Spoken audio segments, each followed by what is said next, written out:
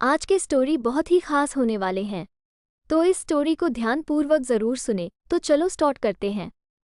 डरते हो अपनी पत्नी से या जोरू के गुलाम हो? हाँ हाँ हाँ, इतना कहकर माधव का दोस्त हंस पड़ा और उस पार्टी के सभी लोग हंस पड़े। माधव को गुस्सा आया और उसने वहां रखी शराब की बोतल उठाई और उठाकर पीने लगा। लो देख लो, ना मैं जोरू का गुलाम हूँ और ना किसी से डरता हूँ। इतना कहकर वो पार्टी से निकल गया और जब घर आया तो होश में नहीं था। ये तो रोज रोज का हो गया है, जब देखो पार्टी होती रहती है। विभा ने मन ही मन सोचा, कितनी बार कहूँ आपसे कि मत पिया करो इतनी, पर कभी भी मेरी बात नहीं मानते हो। विभा ने जब माधव से कहा तो उसे गुस्सा आया। मैं कोई जोरू का गुलाम नहीं हूँ तुम्हारा, और ना ही तुमसे डरता हूँ। मैं जो चाहे वो करूँ। ऐसा कहकर वो सोने चला गया। सुबह जब उठा तो उसे होश आया और सोचा कि रात में मैंने अपनी पत्नी को ये क्या कह दिया।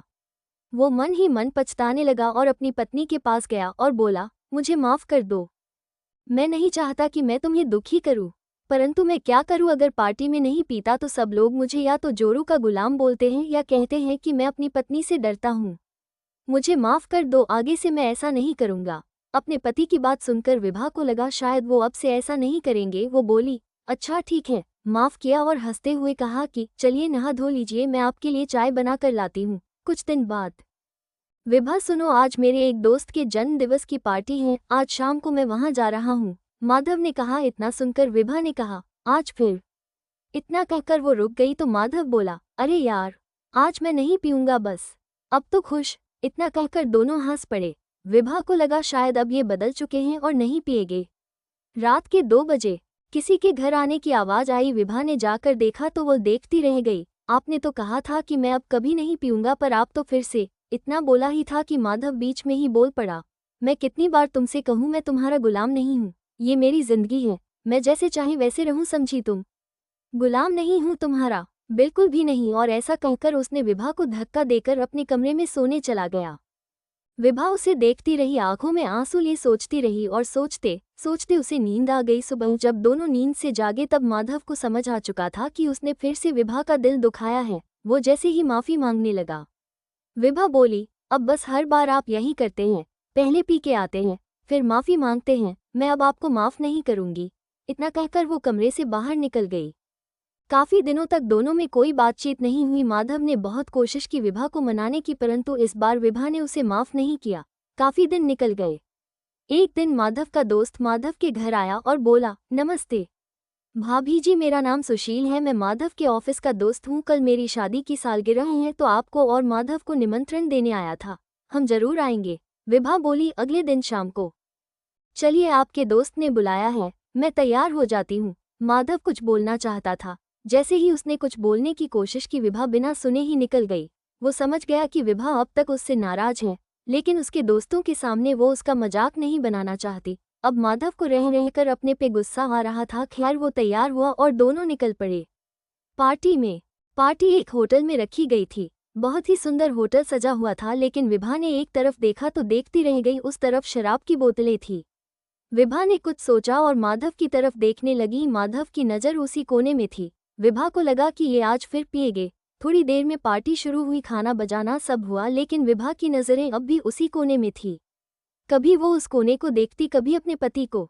अरे माधव, आज नहीं पिएगा क्या? सुशील ने जाम हाथ में लिए बोला। अरे आज कैसे पिएगा, आज तो भाभी जी भी साथ है। हाँ हाँ हाँ, ऐसा कहकर सारे दोस्त हंस पड़े। लेकिन आज माधव को गुस्सा नहीं आया। वो उस कोने में गया जहाँ शराब रखी हुई थी। उसने शराब की एक बोतल उठाई और कहने लगा, आप लोगों को लगता है कि यदि कोई आदमी शादी के बाद नहीं पीता है तो वह या तो जोरू का गुलाम है या वो अपनी पत्नी से डरता है।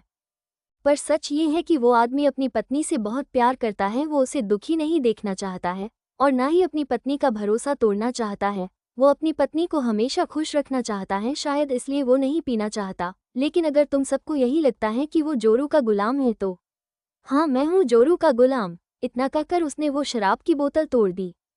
आज विभा उसे देखती रह गई। सारे हॉल में तालियों की आवाज आने लगी। भाई वाह, सच कह रहे हो तुम, वाकई सच्चा प्यार करते हो अपनी पत्नी से। जो लोग थोड़ी देर पहले उसे जोरू का गुलाम कह रहे थे वही लोग बोले। माधव और विभा अब अपने घर जा चुके थे। कुछ दिन बाद, विभा, मेरे दोस्त की एक पार्टी है, मैं शाम को जाऊंगा और तुम चिंता मत करना, मैं जल्दी आ जाऊंगा।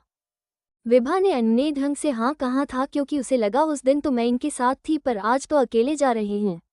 रात के समय विभा कुछ सोच रही थी कि तभी घर के दरवाजे की घंटी बजी। उसने घड़ी देखी, अभी तो 10 ही बजे हैं। उसने जाकर दरवाजा खोला तो सामने माधव मुस्कुराता हुआ खड़ा था।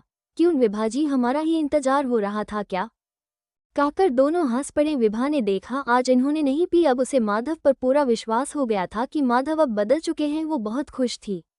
एक नई सुबह उसका इंतजार कर रही थी उसकी खुशियों के साथ। जब कोई पति अपनी पत्नी के लिए, उसकी खुशी के लिए कुछ करता है तो या तो पति के घरवाले या उसके दोस्त और समाज उसे नीचा दिखाने की कोशिश करता है। उसके लिए तरह तरह के शब्द जैसे जोरू का गुलाम, इशारों पर नचाती है या उसे डरपोक कहा जाता है। पर ऐसा क्यों? क्या एक पति अपनी पत्नी को खुश रखने के लिए उसका साथ नहीं दे सकता? स्वयं विचार कीजिएगा। ये स्टोरी आपको कैसा लगा कमेंट में ज़रूर बताना। अगर आपको अच्छा लगा तो मेरे चैनल को लाइक शेयर सब्सक्राइब ज़रूर करें। मिलते हैं नेक्स्ट वीडियो में, तब तक के लिए बाय।